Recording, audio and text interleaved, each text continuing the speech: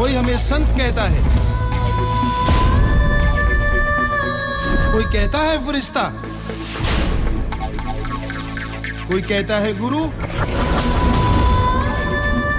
तो कोई कहता है भगवान। लेकिन हम तो हैं सिर्फ एक इंसान। धन धन सदगुरु तेरा ही आसरा।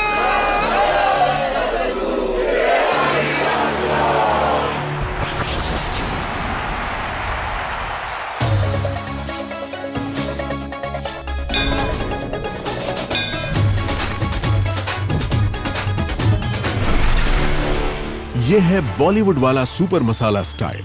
कार हो या फिर मोटर बाइक, हर तरह की सवारी का उन्हें शौक है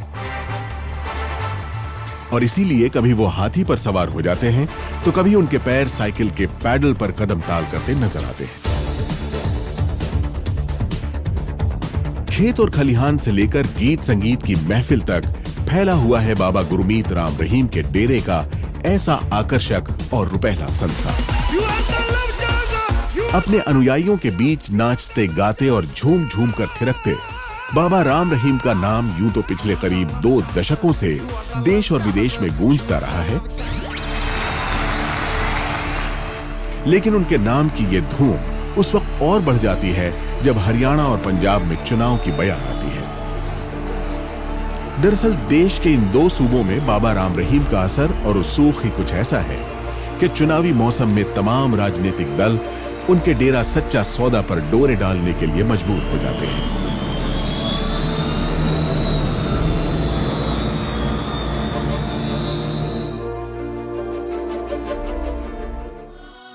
डेरा सच्चा सौदा के प्रमुख बाबा राम रहीम के डेरे यूं तो हरियाणा और पंजाब के कई शहरों में मौजूद हैं, लेकिन उनकी भक्ति का साम्राज्य देश ही नहीं विदेशों तक भी फैला हुआ है।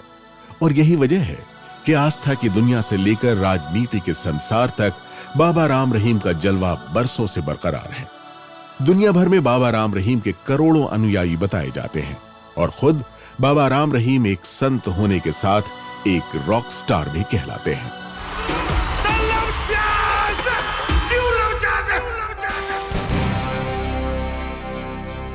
व्यक्ति विशेष में आज हम आपको ले चलेंगे बाबा राम रहीम के रुपहले संसार में और आपको बताएंगे कि कैसे उनके समर्थन से बीजेपी ने चुनावी बाजी जीती हाल ही के हरियाणा विधानसभा चुनाव में। साथ ही पड़ताल इस बात की भी करेंगे कि बाबा गुरमीत राम रहीम की झोली में जितने इनाम हैं उतने ही क्यों उन पर लगते इल्जाम हैं। हम ये चीजें तो लोगों से छुड़वाते हैं कि भाई किसी का बुरा ना दिखाओ, बलात्कार ना करो, बुरे काम ना करो।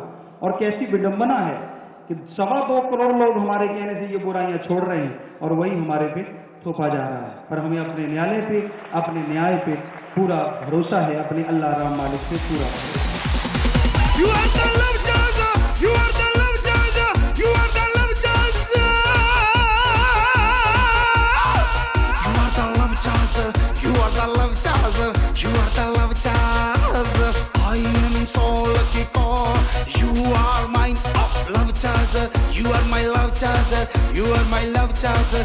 You are the love chaser, you are the love chaser, you are the love chaser. बाबा राम रहीम का ये रूप देखकर दुनिया उन्हें रंगीला बाबा कह सकती है, उन्हें शौकीन बाबा के तौर पर भी पुकारा जा सकता है, या फिर लोग उन्हें एक गायक संगीतकार के तौर पर भी पहचान सकते हैं। और अब तो बाबा राम रहीम एक्टर भी बन चुके हैं, क्योंकि जल्द ही उनकी फिल्म भी रिलीज होने वाली है।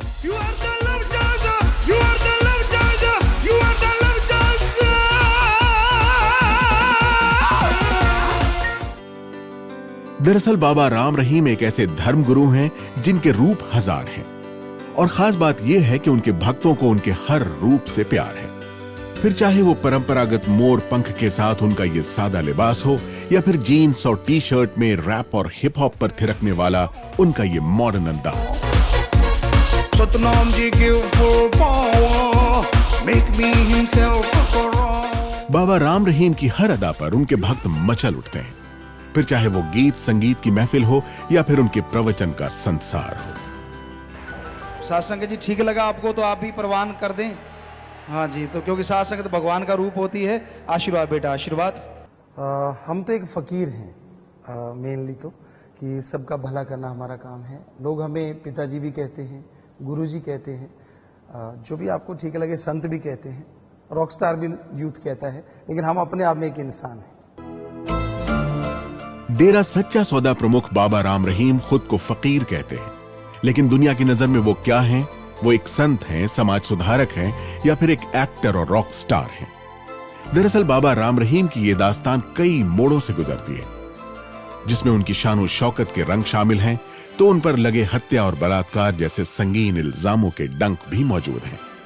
सतरंगी रंगों में रंगी बाबा राम रहीम की इस कहानी के हर पहलू की पड़ताल हम करेंगे, लेकिन सबसे पहले देखिए बाबा के राजनीतिक रसूख का ये रंग। डेरा सच्चा सौदा एक पक्ष इसलिए रहा है, उसका फायदा इनको 100% मिला है। हम तो उसको मान के चलते थे कि वो कम फैक्टर रहेगा, लेकिन वो ज़्यादा बड़ा फैक्टर रहा है। ये भाजपा की जीत नहीं है, ये मेरे हिसाब से डेरा सच्चा सौदा की जीत है। हरियाणा के बड़े नेता अभय चौटाला भी मानते हैं कि हरियाणा विधानसभा चुनाव में बीजेपी की जीत के पीछे डेरा सच्चा सौदा का बड़ा हाथ रहा है। दरअसल पंजाब और हरियाणा की राजनीति में डेरा सच्चा सौदा एक बड़ी ताकत माना जाता है। यही वजह है कि ग्राम पंचायत से लेकर लोकसभा के चुनाव तक सभी दलों के नेता बाबा राम रहीम से समर्थन मांगने डेरा सच्चा सौदा में आते रहे हैं। आशीर्वाद लेते हैं, गुरुजी हमारी मदद करना, और हम कहते हैं कि साथ संगत को हमने बोला है, अगर आप समाज के भला करोगे, समाज के साथ चलोगे, तो लोग आपका साथ देंगे। अगर आप बुरे कर्म करोगे, अभी से शराबों की पेटियां बांटनी शुरू कर दोगे, तो वो आपका साथ नहीं देंगे, और पूरा आशीर्वाद सबको बोलते हैं। पिछले कई सालों से पंजाब और हरियाणा की राजनीति में डेरा सच्चा सौदा का गहरा असर रहा है, क्योंकि डेरा के करीब 5 करोड़ समर्थक बताए जाते हैं। डेरा का दावा है कि इसमें से 60 लाख से ज्यादा मतदाता पंजाब और हरियाणा में ही हैं। पंजाब की 117 विधानसभा सीटों में से 65 सीटें मालवा इलाके से आती हैं, और यहां डेरा समर्थकों की हार और जीत में अहम भूमिका बताई जाती है। शायद यही वजह है कि प्रधानमंत्री नरेंद्र मोदी भी हरियाणा में जब चुनाव प्रचार करने पहुंचे तो डेरा सच्चा सौदा के सामाजिक कामों की तारीफ करना नहीं भूले। मैं आज बहुत वर्षों के बाद सिरसा आया हूं।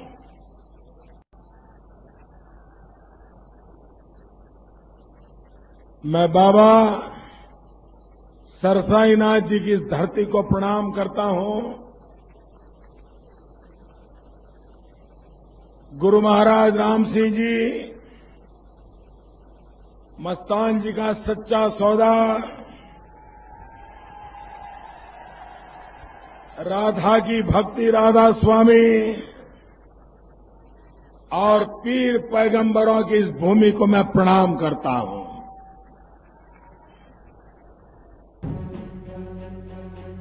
पंजाब और हरियाणा के चुनावों में डेरा सच्चा सौदा कांग्रेस पार्टी का समर्थन करता रहा है, लेकिन इस बार हरियाणा विधानसभा चुनाव में बाबा राम रहीम के डेरे पर बीजेपी डोरे डालने में कामयाब रही। खास बात यह है कि डेरा का समर्थन लेने के लिए खुद बीजेपी अध्यक्ष अमित शाह और केंद्रीय मंत्री सुषमा स्वराज ने बाबा राम रहीम से मुलाकात की थी, जिसके बाद डेरा सच्चा सौदा ने वोटिंग से 3 दिन पहले हरियाणा और महाराष्ट्र में बीजेपी को समर्थन देने का ऐलान किया था। डेरा के इतिहास में यह पहला मौका है जब उसने खुलकर किसी राजनीतिक दल को अपना समर्थन इस तरह दिया है। हमारी तरफ से संदेश था कि जो देश का भला करे, जो इंसानियत का भला करे, मानवता का भला करे, और समाज में रह के समाज के दुख सुन के उसको दूर करने की कोशिश करे, उनका साथ दीजिए। और एफिडेविट हमने यहां बनवाया, आप पढ़ सकते हैं, वो दिखा सकते हैं कि वो उस पे वो लोग साइन करें कि भाई हाँ, हम इन कामों को फॉलो करेंगे, जैसे नशा ना हो, कन्या भ्रूण हत्या ना हो, तो बहुत सारी ऐसी चीजें कि आप समाज में रह के समाज के काम करें, तो आप उन सबको चुने। हमारी तरफ से सिर्फ ये संदेश दिया गया। हरियाणा की कुल 90 विधानसभा सीटों में से जिन 18 सीटों पर डेरा सच्चा सौदा का ज्यादा प्रभाव माना जाता है, उनमें से उचाना कला, तोहाना, अंबाला सिटी, हिसार, नरनाउंड, बवानी खेरा, भिवानी, शाहबाद, थानेसर, लाडवा, मौलाना और पेहवा सीटों पर इस बार बीजेपी ने जीत दर्ज की है, जबकि पिछले चुनाव में बीजेपी सिर्फ भिवानी सीट पर ही जीत हासिल कर सकी थी। हालांकि डेरा के गढ़ सिरसा और फतेहाबाद में बीजेपी एक भी सीट नहीं जीत सकी, लेकिन यहां उसका वोट प्रतिशत जरूर बढ़ा है। और यही वजह है कि हरियाणा के चुनाव में डेरा सच्चा सौदा की राजनीतिक ताकत देखकर विरोधी भी हैरान हैं। और इसीलिए अब तो बीजेपी को समर्थन देने के पीछे बाबा राम रहीम की मंशा पर सवाल खड़े कर रहे हैं। इसका कहीं ना कहीं डेरा सच्चा सौदा को फायदा होगा। किस तरह का फायदा होगा? इस केस में कोई ना कोई फायदा उठाएंगे, क्योंकि सीबीआई का तो आपने देखा ही है कि किस तरह से कोई भी सरकार बनती है वो सीबीआई का दुरुपयोग करती है, और इनका सारा मामला सीबीआई के साथ जुड़ा हुआ है। कहीं ना कहीं इनको ये कहा गया है कि भाई हम आपकी कल मदद करेंगे, आप आज हमारी खुल करके मदद करें। बाबा राम रहीम के जिन मुकदमों की तरफ अभय चौटाला इशारा कर रहे हैं वो करीब 12 साल पुराने हैं। दरअसल 2002 में बाबा राम रहीम पर अपने आश्रम की साध्वियों के साथ बलात्कार करने के आरोप लगे थे। सिरसा के पत्रकार रामचंद्र छत्रपति और डेरा के पूर्व मैनेजर रणजीत सिंह की हत्या में भी बाबा राम रहीम का हाथ होने का आरोप लगा है। हत्या और बलात्कार के इन मामलों की जांच सीबीआई कर रही है और बाबा राम रहीम इन केसों में जमानत पर हैं। लेकिन खुद बाबा इन सारे आरोपों से साफ इनकार करते हैं। जिसका केस चल रहा है कि बाबा ने एक पत्रकार की और एक डेरा मैनेजर की हत्या करवाई, 100% झूठ है, क्योंकि हर कोई जानता है यहाँ आश्रम में अगर कोबरा भी निकला है तो उसको भी हमने पकड़ के 20 लीटर की बोतल पानी की या किसी डिब्बे में डाल के जंगल में छोड़ा थी, ताकि यहाँ जो लोग रहते हैं उनको कोई नुकसान ना हो। तो जीव हत्या तो हम 100% पहले से ही मना कर रहे हैं, तो ये तो हो ही नहीं सकता। कहने को कोई कुछ भी कहता फिर।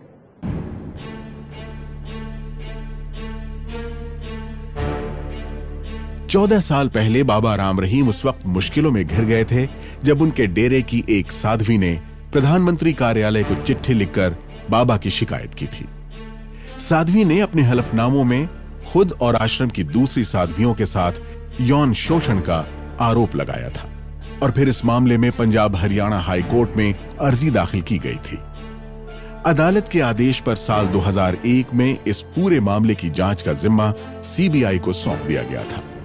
इसी दौरान सिरसा के एक पत्रकार रामचंद्र छत्रपति ने साध्वी बलात्कार मामले का ब्यौरा जब अपने अखबार पूरा सच में छापा तो नवंबर 2002 में उनकी गोली मारकर हत्या कर दी गई। बाबा राम रहीम पर यह भी आरोप है कि उन्होंने डेरे के पूर्व प्रबंधक रंजीत सिंह की भी हत्या करवाई है, क्योंकि वो डेरे के कई राज जान चुका था। रंजीत सिंह की 10 जुलाई 2003 को हत्या कर दी गई थी और तब इन दोनों हत्याओं में डेरा सच्चा सौदा का नाम सामने आया था। वर्ष 2002 में उन्होंने डेरा सच्चा सौदा के खिलाफ डेरा की साध्वियों द्वारा एक गुमनाम पत्र में जो आरोप लगाए गए थे उसके बिहाफ पर एक न्यूज़ आइटम लगाई, जिसमें उन्होंने डेरा सच्चा सौदा प्रमुख गुरमीत सिंह पर जो आरोप थे, रेप के आरोप थे, उसका खुलासा किया। उसके बाद लगातार डेरा सच्चा सौदा की ओर से उन्हें जान से मारने की धमकियां मिलनी शुरू हो गई और 24 अक्टूबर 2002 को उन पर डेरा के दबंगों ने अटैक किया और उन्हें गोलियां मारी गई।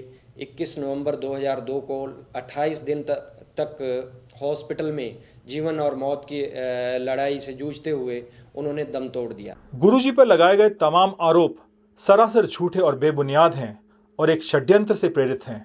जिन गुरुजी ने करोड़ों लोगों के अंदर मानवता को जगाया, उनके ऊपर आरोप लगाना तो क्या, ऐसा सोचना भी महापाप है। लेकिन फिर भी अगर किसी के दिल में संशय है तो हम उनसे विनती करेंगे कि वो डेरा सच्चा सौदा में आएं और यहाँ पर प्यार और सहानुभूति के भाव के अलावा उन्हें कोई भी अन्य भाव नहीं मिलेगा। साध्वी बलात्कार केस में सीबीआई ने 28 लोगों की गवाही ली थी।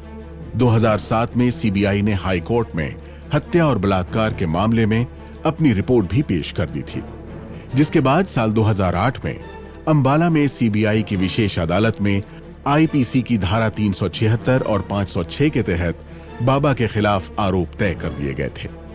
सीबीआई ने अपनी चार्जशीट में कहा था कि बाबा राम रहीम ने साध्वियों से न सिर्फ बलात्कार किया बल्कि उन्हें डराया धमकाया भी था। कत्ल के आरोप में डेरा सच्चा सौदा के कर्मचारियों समेत 9 लोगों के खिलाफ भी चार्जशीट दाखिल की गई थी। बाबा को डर लगता है जो क्रिमिनल केसेस चल रहे हैं? किसी से भी नहीं, क्योंकि हम सच हैं, हमारे पास सच है, और जिसके पास सच है उसको डर किस बात का? सच क्या है कि जो आरोप है वैसा आपने नहीं किया? कभी जिंदगी में सोचा नहीं, करना तो दूर की बात है। फिर क्यों आपके साथ ऐसा? हमने अभी आपको पहले बता चुके हैं कि ड्रग माफिया ऐसा करता है, और जिन लोगों को लगता है कि गुरुजी राजा बन के ना बैठ जाएं, जबकि हमारा राजनीति से कोई लेना देना नहीं, उन लोगों को भी ये बहस आता है। हरियाणा में डेरा सच्चा सौदा के प्रमुख बाबा राम रहीम से जुड़े विवाद और भी हैं। उनका जिक्र भी हम करेंगे, लेकिन इससे पहले देखिए बाबा गुरमीत राम रहीम की शख्सियत का ये रंगीला रंग। मैं छोरा हूं बबर शेर का, मैं छोरा हूं बबर शेर का, डरता ना गिदड़ा ताई रे।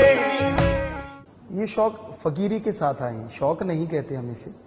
हमारा ये सब करने का, गाने का, फिल्म में आने का एक ही मकसद है कि समाज की तमाम बुराइयों को दूर करना।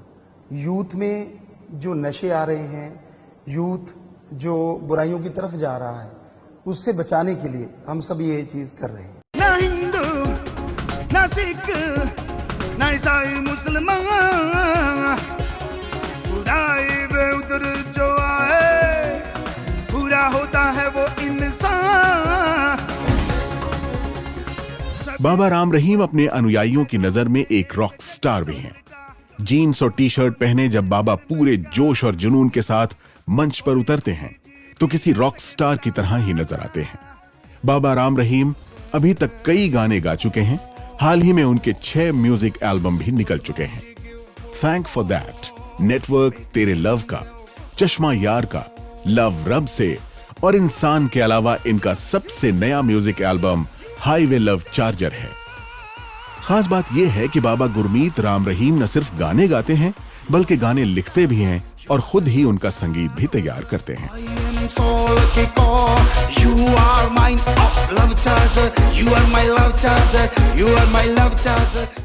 हमने अभी एक फिल्म में सॉन्ग गाया है, क्योंकि हमने ये जितने भी सुने तो वो ये था कि लोग शराब को बढ़ाई दे रहे हैं, सारी रात पियो, जम के पियो, 4 बोतलें पियो, 10 बोतलें पियो, पता नहीं क्या क्या सुनने में मिलता है। तो उसके ऊपर हमने एक सॉन्ग, एक लाइन हमारे ख्याल में है, क्योंकि ज्यादा तो हमारे ख्याल में नहीं, तो वो आपको सुना देते हैं। दारू को गोली मारो साली को जला डालो, दारू को गोली मारो साली को जला डालो, ए गोली मारो साली को जला डालो। तो इस तरह का सॉन्ग हम फिल्म में ला रहे हैं। ये लिखते भी आती हैं या सिर्फ गाते हैं? लिखते भी हैं, इसका म्यूजिक भी बनाते हैं और गाते भी हैं।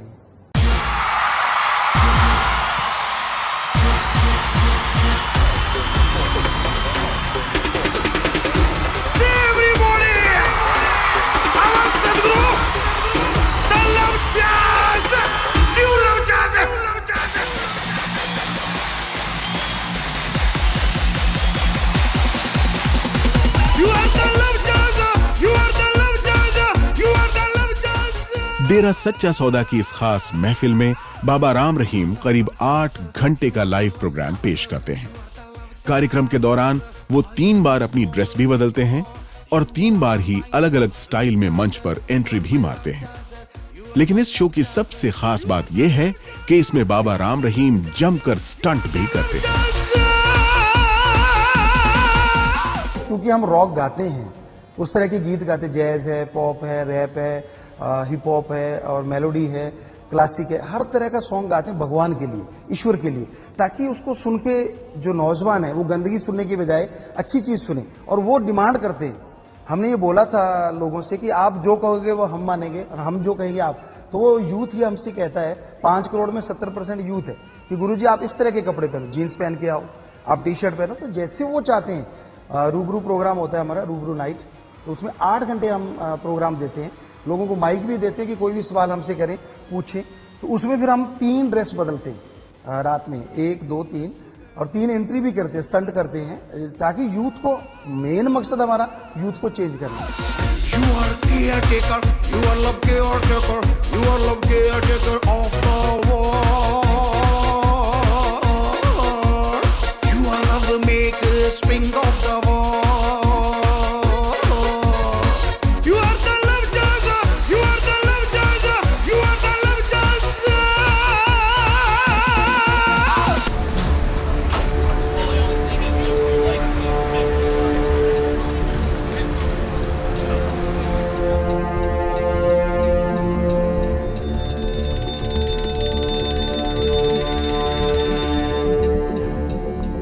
हरियाणा का सिरसा जिला, और सिरसा में डेरा सच्चा सौदा का ये आश्रम 65 सालों से यूं ही सर उठाए खड़ा है।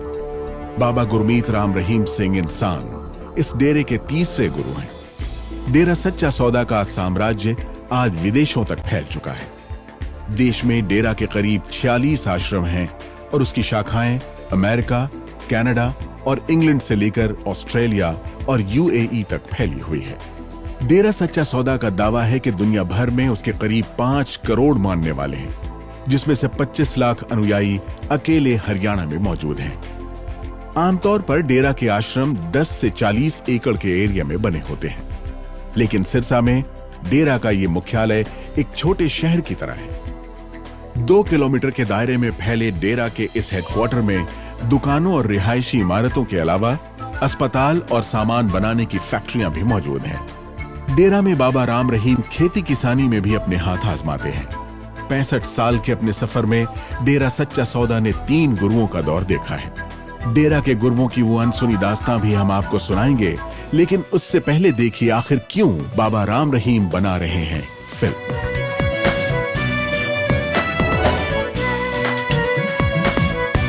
हमने ही अभिनय किया है उसमें, और इसका ख्याल भी यूथ को और पूरी दुनिया को बदलने के लिए है।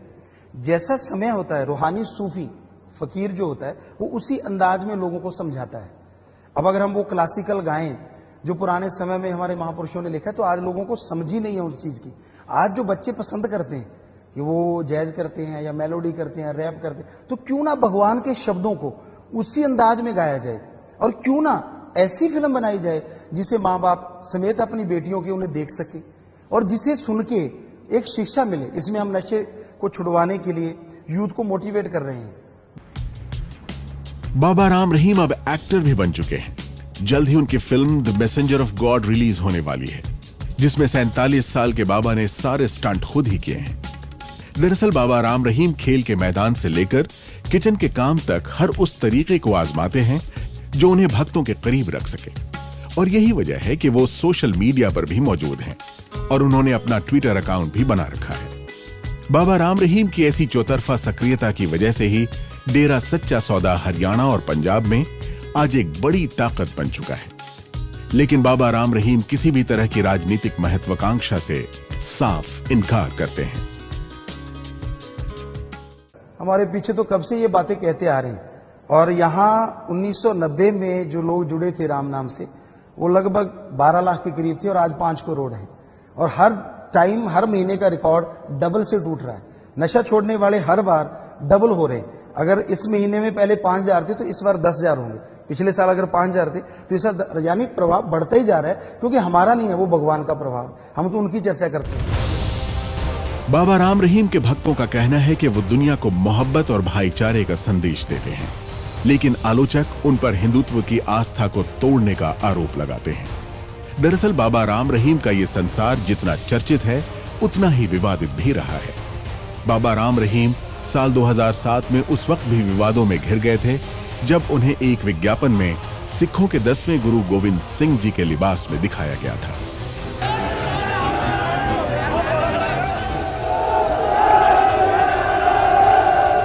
हम एक रूहानी जाम पिलाया करते थे, तो उसमें वो पहना करते थे। गुरु साहबानों की ड्रेस वो अभी भी तलवंडी साबो में या वहां पे है, आप चेक कर सकते हैं। वो ड्रेस और वो ड्रेस जमीन आसमान का फर्क है। कोई मतलब ही नहीं है, ना मैंने कोई ऐसा बाज पहना, ना तलवार, ना घोड़ा, ना कुछ ऐसी चीजें अचानक किसी ने लाके दी, और वो 94 से हम पहन रहे थे, तब कोई नहीं बोला। तो हमें लगता वही चीज किसी न किसी, या तो ड्रग माफिया होगा या फिर जिनको राजनीति का चक्कर होता है उनकी वजह से हुआ होगा। लेकिन हमारी तरफ से ऐसा कुछ भी, क्योंकि हम तो आज भी कह रहे हैं, तब भी बोला था कि गुरु साहिबान तो भगवान स्वरूप हैं, हम तो खाक हैं, हम तो उनके कदमों की धूल तक नहीं, हम कैसे उनकी बराबरी का सोच सकते हैं।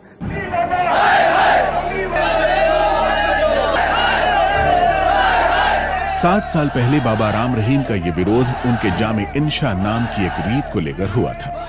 इस रीत के मुताबिक बाबा राम रहीम अपने अनुयायियों को अपने हाथों से जामे इंशा यानी शरबत पिलाया करते थे। बाबा के जामे इंशा को ज्ञान का अमृत माना जाता है, लेकिन उन पर यह आरोप था कि वो जिस लिबास में जामे इंशा की रीत निभा रहे थे वो सिखों के 10वें गुरु गोविंद सिंह जी के पहनावे से मिलती जुलती थी।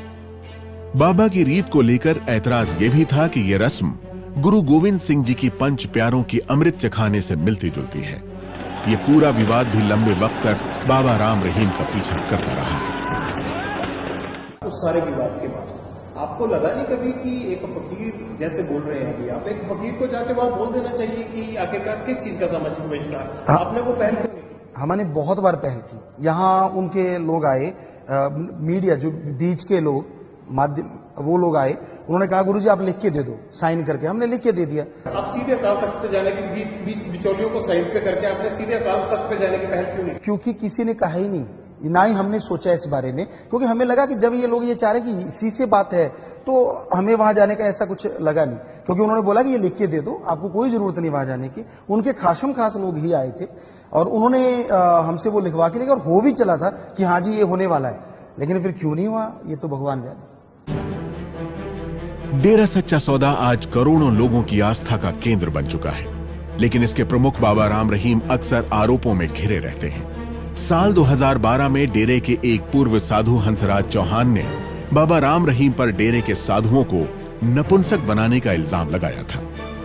इस मामले में भी हाईकोर्ट में अर्जी दाखिल की गई थी, जिसमें कहा गया था कि साधुओं को नपुंसक बनाने के बाद बाबा राम रहीम के जरिए ईश्वर के दर्शन का सपना दिखाया जाता था, और इसी झांसे में आकर डेरे के 400 साधुओं ने अपना ऑपरेशन करवा लिया था, जिनमें हंसराज चौहान भी शामिल था। इस मामले में हाईकोर्ट के आदेश पर हंसराज का मेडिकल टेस्ट भी करवाया गया था। हाईकोर्ट ने इसको भेजा जनरल हॉस्पिटल चंडीगढ़ में टेस्ट कराने के लिए, तो पाया गया कि इसके टेस्ट रिमूव्ड है। और ऐसे ही एक 2011 में सुसाइड करा था सिरसा कोर्ट कॉम्प्लेक्स में एक सेवादार ने, विनोद कुमार उसका नाम था, गनमैन था बाबा का वो। उसको भी इन्होंने, जब उसका पोस्टमार्टम हुआ तो उसके टेस्टिकल्स भी रिमूव मिले। और जगदेव सिंह है एक सिरसा की, एक इकबाल सिंह, अविनाश कुमार और राधेश्याम, ये 7 नाम पुलिस के पास थे हरियाणा सरकार के। और बाकी नाम टोटल 100-150 आदमी कम से कम आज भी बाबा के डेरे में है जो उसका बॉडीगार्ड है, और सारे कैस्टेटेड है। हम तो कभी किसी को ये शिक्षा देते ही नहीं और सोचते भी नहीं, कोई क्या कर रहा है, कहाँ घूम रहा है, उसका कैसे कहा जा सकता है। लेकिन हमने कभी किसी को ऐसी सत्संग में भी नहीं बोला कि ऐसा आपने बनना है, ना किसी को पर्सनली कभी किसी से कुछ कहा। सिरसा के डेरा सच्चा सौदा में बाबा राम रहीम की रिहाइश को लेकर भी अफवाहों का माहौल गर्म रहा है। कहा जाता है कि बाबा राम रहीम एक गुफानुमा जगह में रहते हैं, जहां उनके खास सेवादारों को ही अंदर जाने की इजाजत होती है। यही नहीं, गुफा में बाबा की सुरक्षा में 24 घंटे महिला सेवादार तैनात रहती हैं। लेकिन बाबा राम रहीम ऐसी किसी भी गुफा के होने से इनकार करते हैं। 100% झूठ है, बिल्कुल झूठ है। वहां 2 या 3 महीने के बाद एक हमारा जो जितने भी सेवादार हैं, 3 लाख से लेकर 10 लाख, तो वो सारे आते हैं उस, और जब वो गुफा नाम रखा हुआ था वो भी हमने चेंज किया था, 13 वास रखा उसका नाम। वो गुफा ऐसा नहीं कि अंडरग्राउंड कोई चीज है, जैसे नॉर्मल मकान है उसी तरह का एक मकान और एक उसके ऊपर मकान, 2 मकान है और उसी में हम रहते हैं। और ऐसा कुछ नहीं, महिलाएं वहां आती ही नहीं। मेनली हमारे पास 2 लांगरी हैं, वो लोग रहते हैं, और बाहर जो सिक्योरिटी वाले लोग हैं वो रहते हैं। डेरा सच्चा सौदा एक आध्यात्मिक संगठन है जिसकी स्थापना शाह मस्ताना जी महाराज ने 1948 में सिरसा में की थी। डेरा सच्चा सौदा के दूसरे गुरु शाह सतनाम सिंह जी महाराज बने थे। शुरुआत में डेरा सच्चा सौदा का प्रभाव हरियाणा के सिरसा, फतेहाबाद, हिसार, सोनीपत, कैथल और पंजाब के मनसा, मुक्तसर और भटिंडा तक ही सीमित था। लेकिन 1990 में जब बाबा राम रहीम डेरा प्रमुख बने तो उसके बाद से इसका विस्तार तेज हुआ और आज उत्तर प्रदेश के बागपत, हिमाचल प्रदेश के कांगड़ा और दिल्ली से लेकर राजस्थान में श्री गंगानगर, हनुमानगढ़, कोटा, बीकानेर, उदयपुर, जयपुर तक डेरा की शाखाएं फैल चुकी हैं। मध्य प्रदेश के सीहोर, छत्तीसगढ़ के कोरबा, महाराष्ट्र के सतारा, गुजरात के भुज, कर्नाटक के मैसूर से लेकर उड़ीसा के पुरी तक डेरा सच्चा सौदा के आश्रम फैले हुए हैं। हमारा काम, मकसद सिर्फ एक ही है कि जितने लोग नशा कर रहे हैं, जो बुराई के रास्ते पे चल रहे हैं, वो छोड़ के नेक इंसान बन जाएं। जैसे हम नशा छुड़वाते हैं, सफाई महाअभियान है, बदले में हमने किसी को नहीं कहा कि हमें वोट जरूर डालना या हमें कुछ बना देना या हमारे आश्रम का आके फायदा करना या यहाँ आके ऐसा कुछ करना, ऐसा कुछ नहीं। ब्लड डोनेट करवाते हैं और एक ही दिन में 77,777 लोग ब्लड डोनेट किया गया। तो उसमें 2.5 लाख लोग देने वाले थे। होता क्या है, जब वो ये लोग काम करते हैं तो उनकी बीमारियां दूर हो जाती हैं, उनकी घरेलू परेशानियां दूर हो जाती हैं, क्योंकि हमारे धर्मों में लिखा है मानव मजदूरी देते क्या रखे भगवान। डेरा सच्चा सौदा 104 तरह के सामाजिक कार्यक्रम चलाने का दावा करता है। डेरा के मुताबिक प्राकृतिक आपदा में लोगों की मदद करना, रक्तदान करना, स्वच्छता अभियान चलाना, वृक्षारोपण करना, भ्रूण हत्या और नशे के खिलाफ मुहिम चलाना उसके सबसे मुख्य कार्य हैं।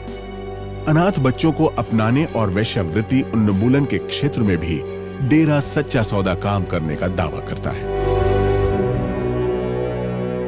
पहले से 1948 से ही गुरुजी हमारे जो पहले हुए शाह मस्ताना जी महाराज, उन्होंने ही बोला कि हम आपके दोनों जहान की खबर रखेंगे, कि आगे भगवान से आपके लिए प्रार्थना करेंगे और इस जहान में जो भी बुराइयां आएंगी उसको हटाने के लिए हम आपके साथ चलेंगे, आपको रास्ता दिखाएंगे। बाबा राम रहीम के डेरा सच्चा सौदा की शाखाएं पूरे देश में फैली हुई हैं। इंडियन एक्सप्रेस अखबार के मुताबिक मौजूदा साल में डेरे की कुल जायदाद 202 करोड़ रुपए बताई जाती है। डेरा सच्चा सौदा की इन तमाम मिल्कियत का रखरखाव एक ट्रस्ट के जरिए किया जाता है, जिसके प्रमुख बाबा राम रहीम हैं। हालांकि आधिकारिक तौर पर कोई भी प्रॉपर्टी बाबा राम रहीम के नाम पर नहीं है, सिवाय उस 200 एकड़ जमीन के जो उनकी पैतृक संपत्ति है। बाबा की ये जमीन राजस्थान के श्री गंगानगर जिले में है, जहां उनका पुश्तैनी गांव है। इस गांव में आज भी लोग बाबा राम रहीम के बचपन के दिनों को याद करते हैं। बचपन में वे बहुत प्रतिभाशाली रहे हैं, बहुत ही अच्छे स्टूडेंट्स में रहे हैं और हर एक एक्टिविटी में वे पार्टिसिपेट करते थे।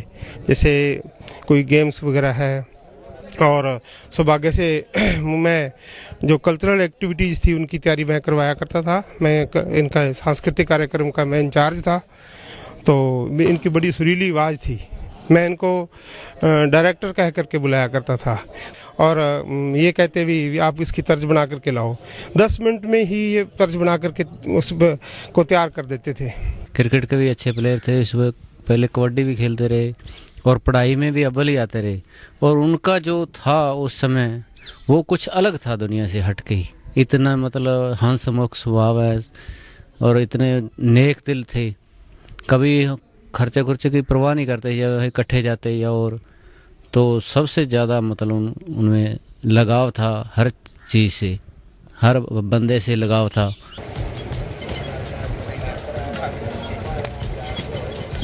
श्री गंगानगर जिले के इसी गुरुसर मोडिया गांव में सन 1967 में बाबा राम रहीम का जन्म एक जमींदार परिवार में हुआ था।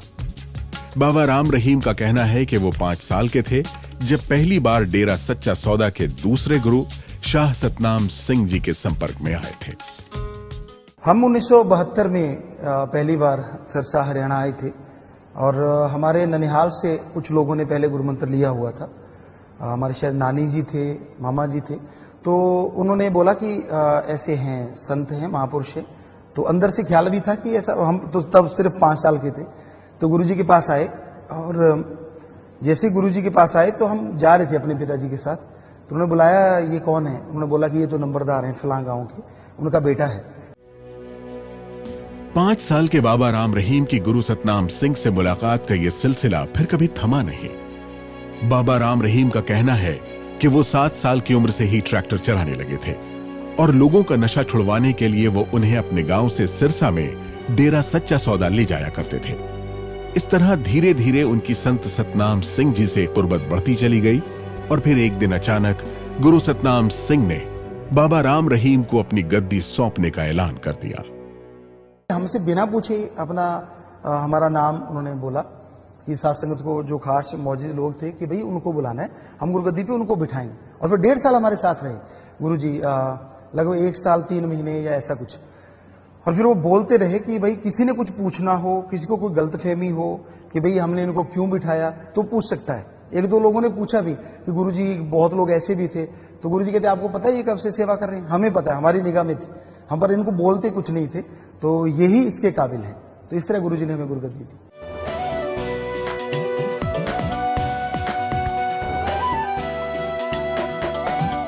यूं तो बाबा राम रहीम के करोड़ों भक्तों का रुपहला संसार है, लेकिन उनके सुनहरे दरबार में नेता, अभिनेता और क्रिकेट खिलाड़ियों से लेकर देश की तमाम दिग्गज हस्तियां हाजिरी लगाती हैं। बाबा राम रहीम का राजनीतिक रसूख भी कुछ ऐसा है कि सभी दलों के नेता डेरा सच्चा सौदा की दहलीज तक खींचे चले आते हैं, लेकिन डेरा सच्चा सौदा का जितना बड़ा नाम है, उसके प्रमुख बाबा राम रहीम की झोली में उतने ही बड़े इल्जाम भी हैं। You are the love charger. You are the love charger. You are the love charger. You are the love charger. You are